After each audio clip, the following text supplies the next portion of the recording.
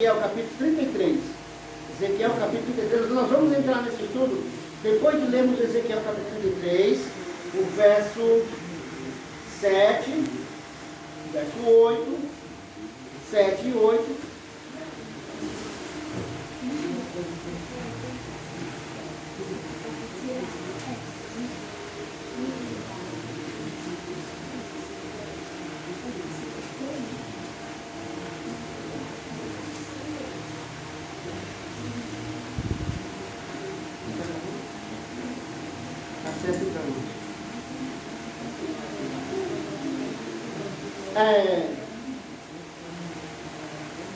Irmão, vamos imaginar isso aqui, irmão.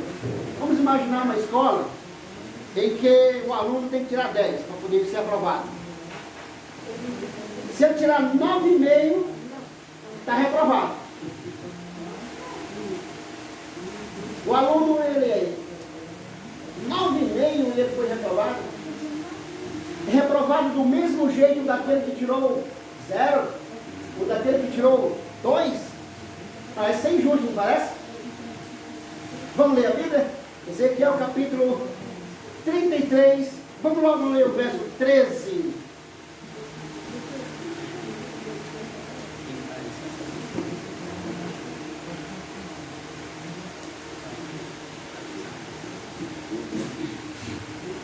Quando eu disser ao justo, que certamente viverá.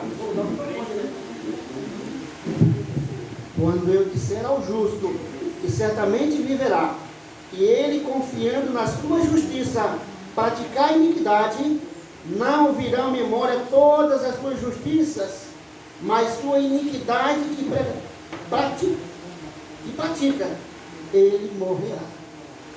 O camarada é justo, viveu 99 anos na igreja, nunca errou, mas no último dia de vida, ele pecou. Quem diz aqui a Bíblia? Deus disse assim, Deus passou a vida inteira dizendo para o irmão, você vai se salvar. Você é um homem firme, você é uma mulher firme. Mas no último dia ele pecou. Quem diz aqui a Bíblia? Deus não vai se lembrar de nenhuma das coisas boas que ele fez. O que é que vai estar registrado? Cravado o que ele fez por último. Parece ser injusto, não parece? Irmãos, no juízo, Deus não vai pesar obras boas e obras ruins. Não, não é isso. 100 boas, 100 ruins, 100 boas. Vocês estão entendendo o que eu estou dizendo? Não é isso. Deus vai levar em consideração o que mesmo, irmãos? Nunca se esqueçam o que mesmo? A última ação. As últimas coisas que você fez. Olha o verso agora 14. Quando eu também disser ao ímpio, certamente você vai morrer, miserável, você é pecador.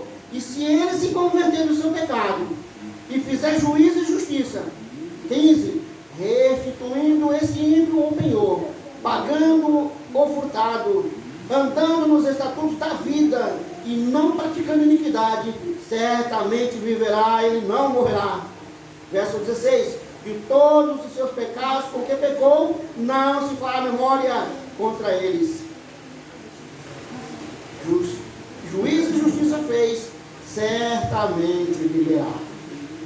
Pessoal, isso aqui é salvação no último momento. Deus não leva em consideração o seu tempo de vida, e sim as suas últimas ações. O ladrão na cruz passou a vida toda pecando, não é isso? Ele se salvou no último momento. E o outro verso, irmão, capítulo 33 ainda, verso 7 e 8.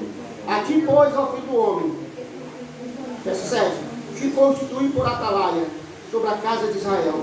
Tu, pois, ouvirás a palavra da minha boca e lhe anunciarás a minha parte.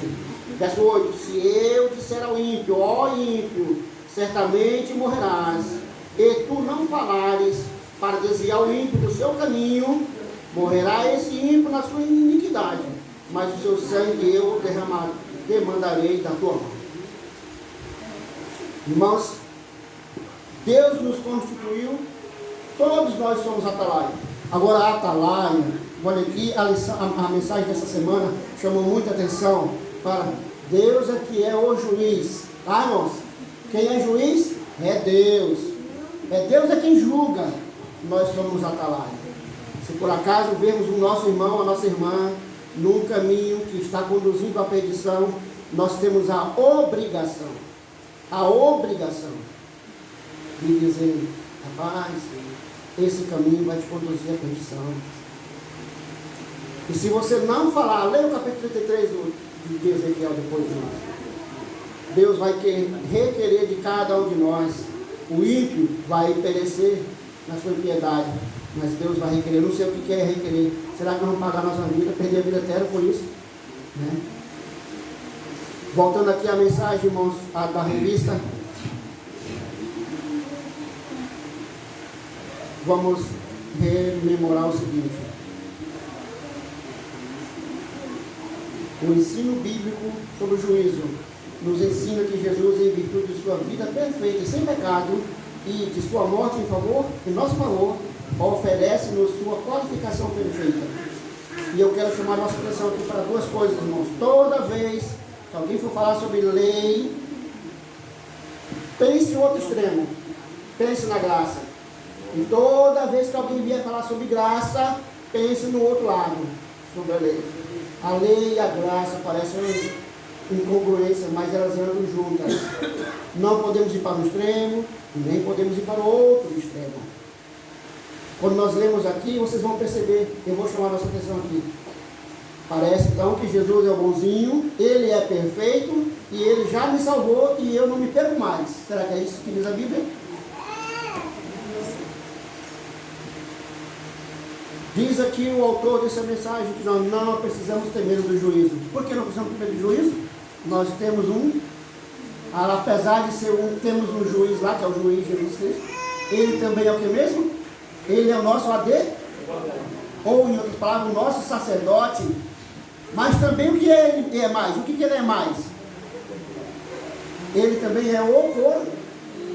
Ele é o substituto. Agora eu digo para você um negócio, irmão. Tem como perder no juízo desse, no julgamento desse, que o juiz é o seu advogado e que ele é o seu substituto? Tem como perder? Só vai se perder, irmãos, quem não apelar para Jesus. Agora, pense no outro extremo. Ah, então é só ter Jesus, agora é só aceitar Jesus, estou salvo? Não. A gente vai ver aqui durante a mensagem. Uma coisa que nenhum de nós deve esquecer, irmãos. Perante o juiz, na lição, na revistinha aí, perante o juiz, com a sua própria força, o ser humano não pode enfrentar as acusações do inimigo, irmãos. Com nossas próprias forças não podemos enfrentar o inimigo, nós somos pecadores. Nós falhamos. Mesmo que nunca mais a gente erre daqui para frente, nunca mais erre, seja o perfeito homem e mulher, você já foi pecador. Está perdido. O salário do pecado é a morte e ele exige isso. Lembra a história de Josué? Lembra o caso de Moisés? Diz para você, irmãos, Satanás quis brigar pelo corpo de Moisés. Ele tinha falhado, ele tinha errado. Eu já li aqui em tempos passados, no julgamento, irmãos, no julgamento, Jesus, digamos que chama meu nome lá. Ele não vai dizer lá, como advogado, ele não vai dizer que eu não sou pecador. Ele vai dizer se realmente Osés é pecador. Realmente ele cometeu falhas. Mas ele apelou para mim, meu sangue, perdoa ele. Eu morri por ele. Mas ele não vai se desculpar e dizer, não, foi um erro aí, ele nunca cometeu. Não, ele não vai fazer isso. Irmãos, perante Deus, perante o juiz, nós não temos condições nenhuma, por nós mesmos, de sermos vitoriosos.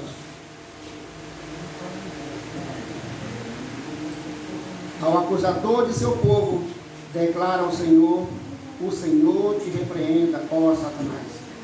Estes são os que foram comprados com meu sangue, tições tirados do fogo, e aos que nele descansam pela fé, ele dá a certeza: eis que tirei de você a sua iniquidade, e agora o vestirei com roupas finas. Agora aqui, o outro lado da história: eu te perdoo, não te condeno, e eu vou te dar o que mesmo? Vou te dar o que mesmo? Roupas novas. Roupas novas, quer dizer, eu vou te dar um novo caráter. Você não será a mesma pessoa. Mas esse negócio de que Deus vai nos dar, não é que Deus veste essa roupa aí. Não. Ele vai te transformar. E isso é obra de uma vida inteira. Alguns irão demorar, quem sabe, 70 anos. Outros menos. Pena, coitado, muitos alguns morrem cedinho, né? Outro texto, Profetas e Reis, página 341, 342, é o seguinte: todos que se vestiram da justiça de Cristo estarão perante Ele como escolhidos. Irmãos, quem é que vai estar perante Deus como escolhido? Todos aqueles que se vestiram da justiça de Cristo.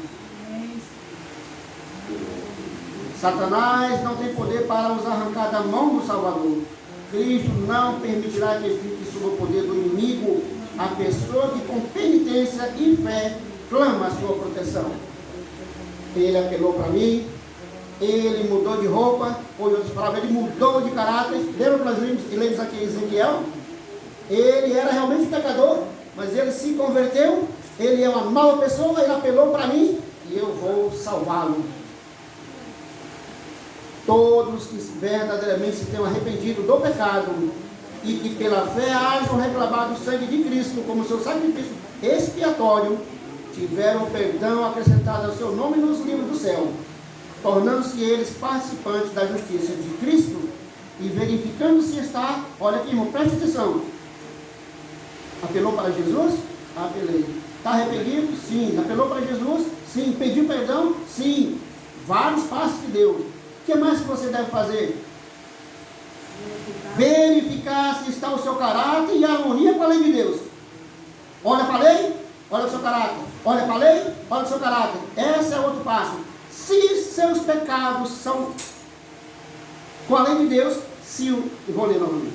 E verificando está seu caráter em harmonia com a lei de Deus, seus pecados serão riscados e eles próprios considerados dignos da vida eterna. Quando é que nós vamos ser dignos, considerados dignos da vida eterna? Quando nós olharmos, apelarmos para Deus, irmão, não podemos esquecer disso, tá? E nós vamos olhar para a lei de Deus, olhar para o nosso caráter e ver que está em conformidade, e aí sim nossos pecados serão perdoados. E existe uma condição, irmãos, para ser perdoado o nosso caráter, ou o nosso pecado. Não é só pedir perdão. Tá? Vários e vários textos na Bíblia. Ezequiel é um deles. Se converter, eu apago. Não é isso? Nós já lemos um pouquinho desse texto aqui hoje. Se converter, ou seja, se mudar de atitude, eu apago. Eu posso perdoar. Irmãos, perante o juiz, nós não devemos ser legalistas. O que é mesmo legalista? Eu já falei aqui na igreja. O que é mesmo ser legalista? Legalista, a palavra legalista é você viver de acordo, legalmente, vamos dizer assim. Isso é coisa ruim? Não, é coisa certa. O que é que tem de ruim no ser legalista? Quem é que lembra? Não colocar Jesus. É querer dizer assim, a partir de hoje, eu. A partir de hoje, eu. Não que eu e que eu. Isso é ser legalista. Não devemos ser legalistas, irmãos. Mas também não devemos ser mesmo nominalistas. Jesus fez tudo por mim e eu já estou salvo, não estou perdido. Como viver, irmãos, diante do juízo? Como viver diante do juízo? Estamos no juízo investigativo, nós já falamos aqui hoje, não foi? Agora está completando mesmo 180 anos, né, irmão Saraiva? Desde o dia que eu nasci, desde o dia que você nasceu, você está perante o juízo investigativo. E a obra para o momento é examinar solenemente o nosso coração. Lembra lá de Levítico 16? No dia do Yom Kippur, era o dia de exame de consciência. Ei, está lembrando de algum pecado que você cometeu e não se arrependeu e não confessou? É agora. É agora. Qual é a nossa obra, irmãos? Agora é examinar solenemente nosso coração, sobre cada um de nós recai o dever de considerar, vigiar e orar. Você não é ordenado pelo Senhor a examinar o coração do seu próximo. Irmãos, eu não sou autorizado pelo Senhor para ficar examinando o coração de vocês, nem vocês o meu. Eu devo considerar o meu coração. Já falei aqui na igreja, né, que nós poderíamos usar essa característica que nós temos de ver o defeito dos outros. Né? Mas não se aplica aqui não. Não se aplica aqui não. Nós vemos o defeito dos outros muito fácil e não vemos o nosso. Você é ordenado pelo Senhor a examinar o coração, o seu próprio coração. Que sua capacidade de investigação seja posta em ação para descobrir que mal está espreita em seu próprio coração. Que defeitos há em seu caráter. Que trabalho precisa ser feito em sua própria casa. As 3 mensagens angélicas, página 39. Essa é a nossa obra, irmãos. A nossa obra que é mesmo? De examinar o nosso caráter, a nossa personalidade. Não ficar olhando o irmão ou a irmã. Em 1844, o nosso grande sumo sacerdote entrou no lugar santíssimo do santuário celestial para iniciar o juízo investigativo. Quem é que está sendo julgado, irmãos, agora, desde 1844? Perguntinha para vocês aqui. Quem é? Quem são os que estão sendo julgados desde 1844? Todos os santos. Que santos? Quais são os santos que estão sendo julgados? Dúvida? Quero ver a resposta, irmãos. É rápido. Os que morreram em Cristo. Quem foi o primeiro julgado? Provavelmente foi Abel. O primeiro que morreu, né? Ou talvez o pai dele, Adão, não sei. Isso não importa. O que diz a Bíblia é que os mortos que morreram em Cristo, eles estão sendo julgados desde 1844.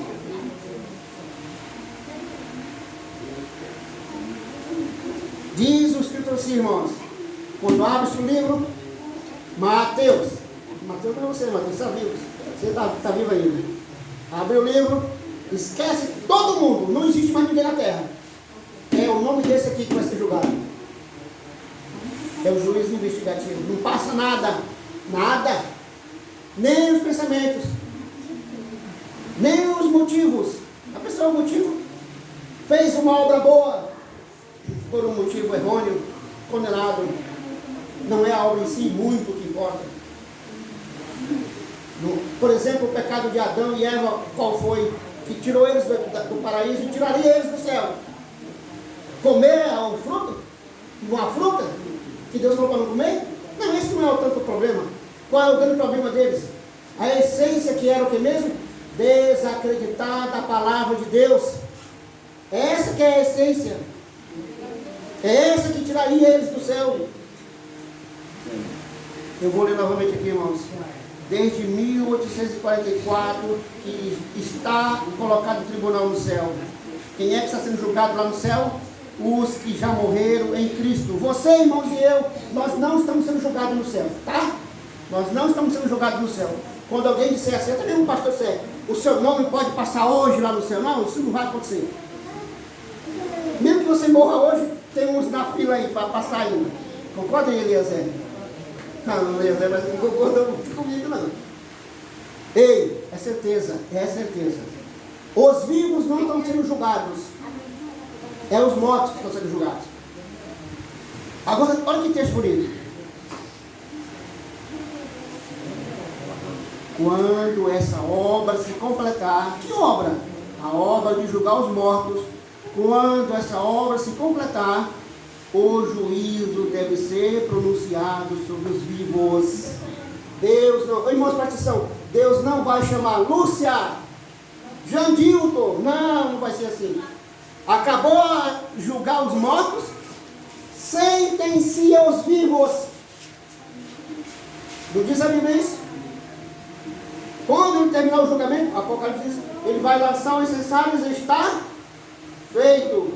Continue o ímpio na prática da impiedade. É isso aí. Seremos sentenciados, irmãos. Os vivos serão sentenciados. Eles não vai ser passado caso por caso, caso por caso. Não é isso. Serão sentenciados. Quão preciosos e importantes são esses momentos solenes. Lá em Israel, irmãos, no dia 10 do 7º mês, eles deveriam estar lá, todo mundo, que é mesmo em jejum, em oração, em contrição, tentando procurar se tinha algum pecado não confessado, correndo para oferecer o sacrifício antes que a porta da graça, antes que os sacerdotes saíssem. E aqui nós podemos dizer o seguinte: quão solene, irmãos, são esses momentos que nós estamos passando. A qualquer momento Deus vai terminar, ninguém sabe quando, e Ele vai sentenciar cada um de nós da maneira que nós estamos vivendo. Da maneira que nós estamos vivendo, seremos sentenciados. Cada um de nós tem um caso pendente no tribunal celestial. Qual é o nosso estado neste tempo terrível e solene? Qual é o nosso estado? Se Jesus hoje nos sentenciasse, diz o Espírito de profecia o seguinte: abre-se os livros e lá escreve-se o nome seguinte, na frente do nome: perdoado ou condenado ou culpado. Que terrível cena!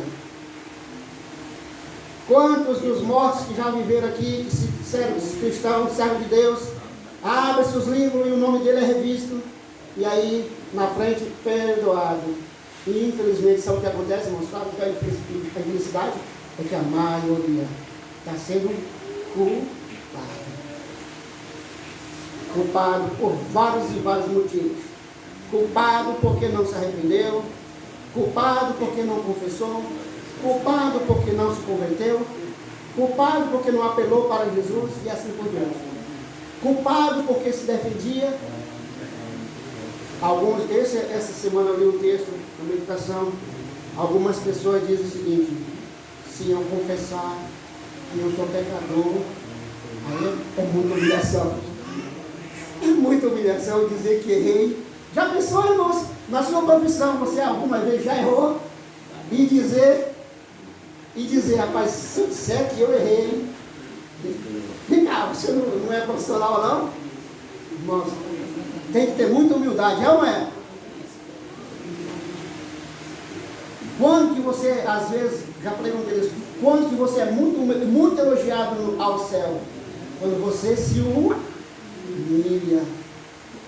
Com as coisas de Deus é bem diferente, irmãos. Com as coisas de Deus é bem diferente. Aqui nesse planeta Terra, se você trata um advogado, e ele diz logo: ó, você não abre a boca para dizer que você cometeu esse crime. Se você chegar lá e disser que cometeu, pode estar perdido o caso, é ou não é? Com Deus não é assim, irmãos. Com Deus não é assim. São aqueles que confessam realmente, Senhor. E Deus faz isso também lá no céu, mesmo. Eu falei aqui hoje. Jesus vai dizer: realmente, Senhor, esse aqui é um pecador, ele errou. Irmãos, aqui, mensagem escolhida 106, o seguinte, e 125. Ah, que orgulho prevalece na igreja, que hipocrisia, que engano, que amor ao vestuário, à frivolidade e ao divertimento, que desejo de supremacia. Todos esses pecados tenham desconhecidamente, de modo que as coisas eternas não têm sido discernidas. Às vezes um princípio de eu vou condenar que eu já pratiquei muito, espero não ir mais lá, o vôlei, irmão de investimento, brincadeira, que diz: eu quero chamar a atenção de vocês para uma coisa, no dia do Yom Kippur, era dia o que mesmo? Dia de jejum, contrição, choro, arrependimento, é um dia solene. Nós estamos vivendo uma vida, nós estamos vivendo no Yom Kippur. Nós temos uma vida de contrição, não temos tempo para brincar mais, irmão, não temos mais tempo para ficar com amor ao vestuário, vamos se vestir bonito, eu acho que vamos, mas não ficar preocupado, ficar olhando no espelho, ai que lindona, que lindão, não temos tempo para isso, irmãos. Ah, que orgulho, que inveja, querendo ser melhor na igreja, quero ser mais. Como eu canto melhor, como eu prego melhor. Não temos mais tempo para isso, irmãos. As coisas espirituais não são discernidas. E aí vem a pergunta: não pesquisaremos as escrituras para saber onde nós nos encontramos na história deste mundo? Não nos tornaremos esclarecidos quanto à obra que está efetuando-se lá no céu neste tempo? E a atitude que nós, como pecadores, devemos ter enquanto esta obra de expiação está em andamento? Se temos consideração pela nossa salvação, irmãos, eu vou olhar novamente. Se temos consideração pela nossa salvação, precisamos mudar definitivamente. Precisamos buscar o Senhor com genuíno arrependimento. É necessário que, com profunda contrição de alma, confessemos nossos pecados para que eles sejam apagados. E engraçado, vou repetir novamente aqui agora. É quando nós dissemos: Senhor, eu realmente sou mentiroso. Senhor, realmente eu sou isso. É nesta hora que você é perdoado, irmãos. Mas quando você fica se desculpando, irmãos, sabe qual é o começo da obra de salvação, irmãos? Começa no arrependimento. E você pensa que é fácil se arrepender? Essa obra de arrependimento é Deus que dá. Que jeito que Deus dá? Nos convencendo. Rapaz, desse jeito você não se salva. Quer ir para o céu desse jeito? Não se salva. Nós devemos nos arrepender. Devemos nos confessar o nosso erro. Mas existe o terceiro passo, que muita gente fica nos dois, né? Muita gente fica nos dois. Até se arrepende. Mas não é verdadeiro, tá, irmão? Esse arrependimento não é verdadeiro. O arrependimento que não leva à conversão não é arrependimento. Diz o seguinte: existem vários arrependimentos dos quais nós devemos nos arrepender. É falso. É falso. Mas não sou eu que vou julgar. Eu não posso falar para você e dizer: você não se arrependeu. Eu não posso dizer isso. Nós não temos essa capacidade e nem a autoridade. É Deus que vai fazer isso, é que vai julgar. E para concluir, irmãos, aplicação pessoal. Quando Cristo morreu na cruz, Ele nos salvou da condenação do pecado. E eu vou falar aqui duas coisas, vou falar três coisas aqui. Em relação ao pecado, irmãos, a primeira coisa que acontece em relação ao pecado é a libertação da culpa. Da culpa. Primeiro, libertação da culpa.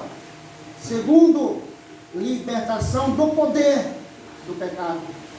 E a terceira, libertação da presença do pecado. Agora eu vou ler aqui novamente.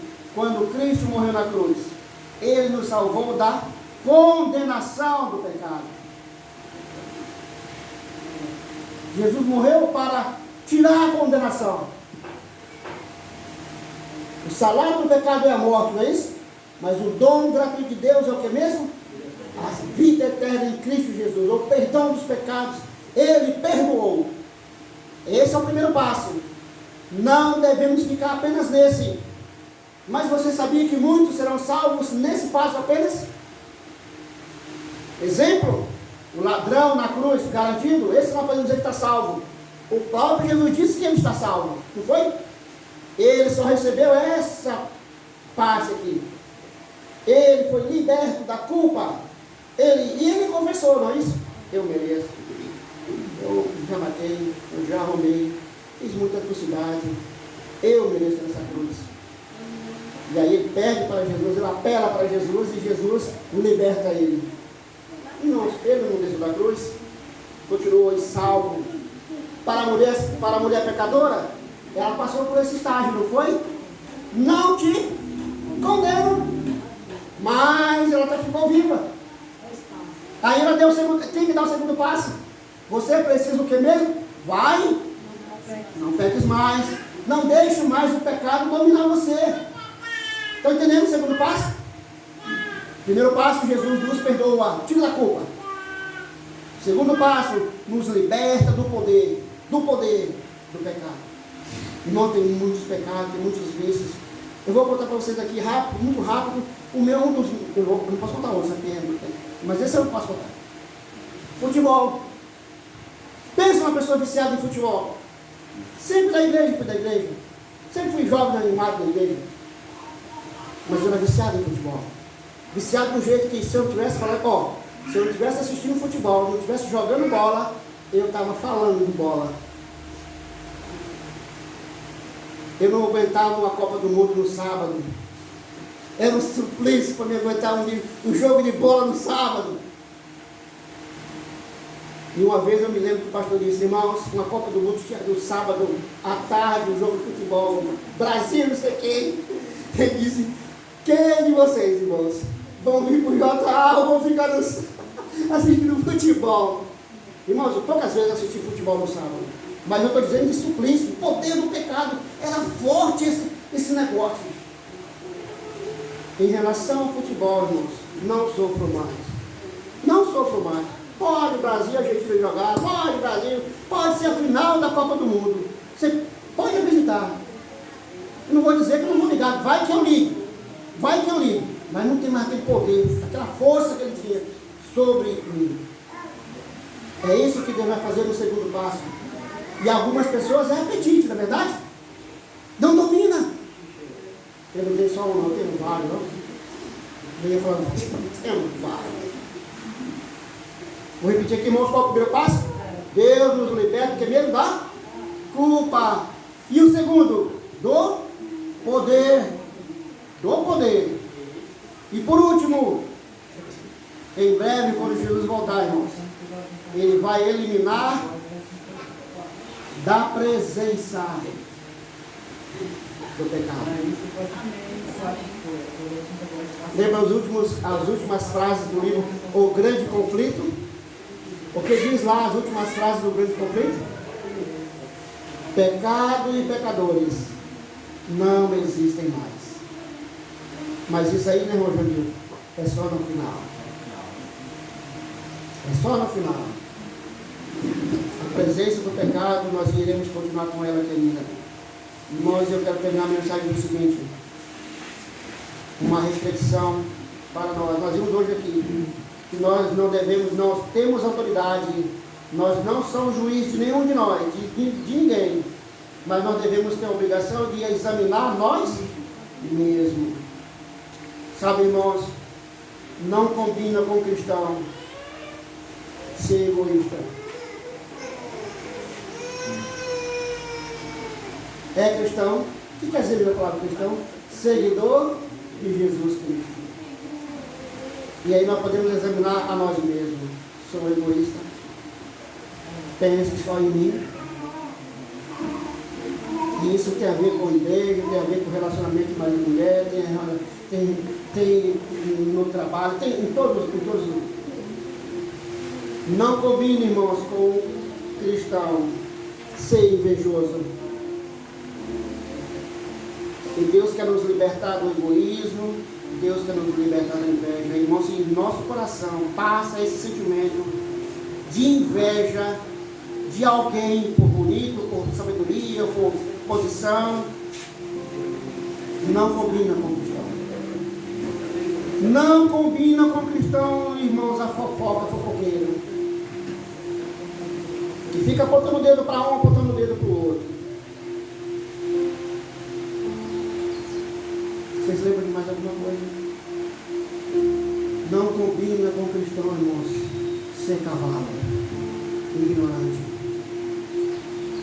Jesus diz a Bíblia, Pedro que falou a respeito de Jesus, quando as pessoas injuriavam ele não injuriava. Irmãos, isso não é fácil. Essa é a obra que Deus quer fazer em nós, nos libertar do poder do pecado. Só no sangue, mas você não pode extravasar isso. Você precisa se aguentar porque não faz parte. Cristão não tem isso. Ah, porque eu sou assim, é a minha. Não é negócio de minha personalidade, coisa nenhuma, não. Não, porque mulher é assim. Não tem nada. Você não entendeu o que eu estou dizendo? Ah, porque adolescente é assim. Não tem esse negócio, não. Jesus foi criança, Jesus foi adolescente, Jesus foi adulto. E Ele nos deu um exemplo. Não combina com o cristão essas coisas. Deus precisa e quer fazer essa mudança em nós.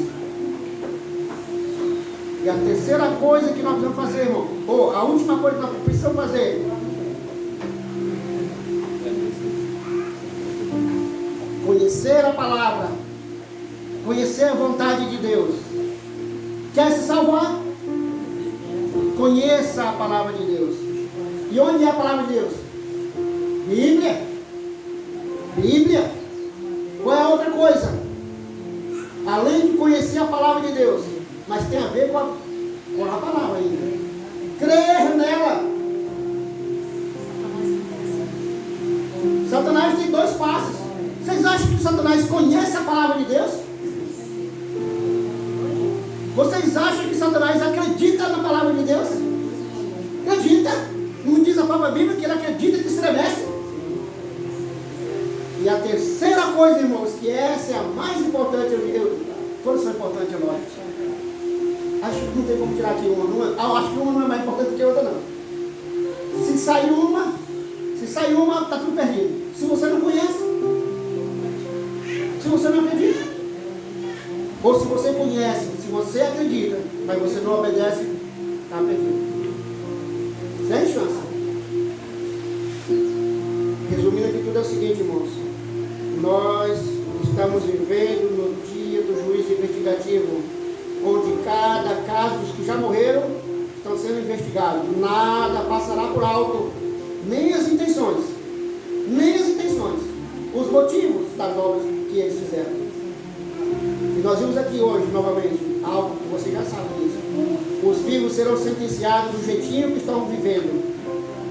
Se Jesus nos sentenciasse hoje, irmãos, como estaríamos nós? Vamos orar para Jesus e, terminando de olhar para Jesus e comparar com a nossa vida. Se o nosso caráter estiver de acordo com a palavra de Deus, a lei, então nós podemos ser considerados salvos. Se não, temos ainda a oportunidade para nos arrepender e pedir a Deus, irmãos, o arrependimento que dá é Deus. Que Deus nos ajude, que Deus nos abençoe, para que nós possamos tomar decisões certas, na hora certa. E a hora é agora, não é daqui a pouco. Que Deus nos abençoe, amém.